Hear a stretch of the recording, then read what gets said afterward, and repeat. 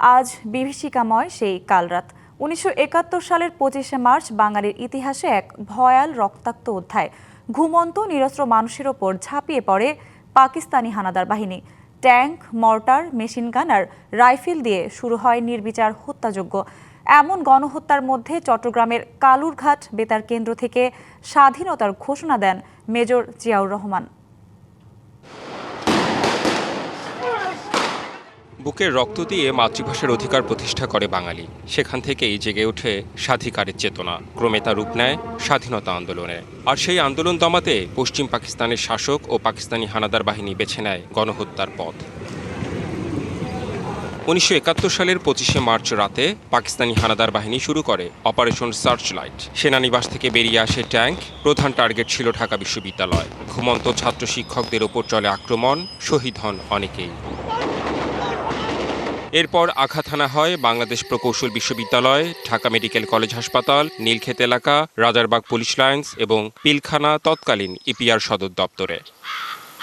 নগদ নিয়ে এলো হার না মানা হার অফার। সর্বনিম্ন ১০,০০০ টাকা রেমিটেন্স নগদে পাঠালে থাকছে স্বর্ণের হার জেতার সুযোগ। গণহত্যার পাশাপাশি আগুন দেয়া হয় ঢাকার বিভিন্ন স্থাপনায়। রাজধানীর বাইরে দেশের বিভিন্ন এলাকাতেও চলে হত্যাযজ্ঞ।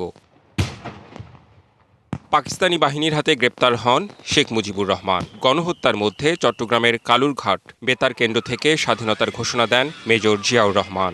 এ ঘোষণা দেশ জুড়ে ছড়িয়ে পড়ে, যা যুদ্ধের প্রাথমিক পর্যায়ে প্রতিরোধে গুরুত্বপূর্ণ ভূমিকা রাখে।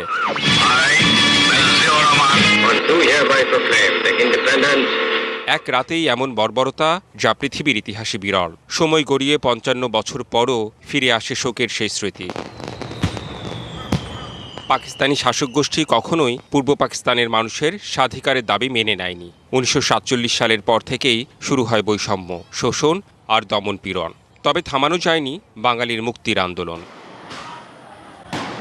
৯ মাসের যুদ্ধে জাতির অসামান্য ত্যাগের বিনিময়ে ১৬ই ডিসেম্বর অর্জিত হয় চূড়ান্ত বিজয়। বিশ্বের মানচিত্রে অভ্যুদয় ঘটে বাংলাদেশ নামের একটি স্বাধীন সার্বভৌম রাষ্ট্রের। Redwan Ahmed, DBC news, Dhaka.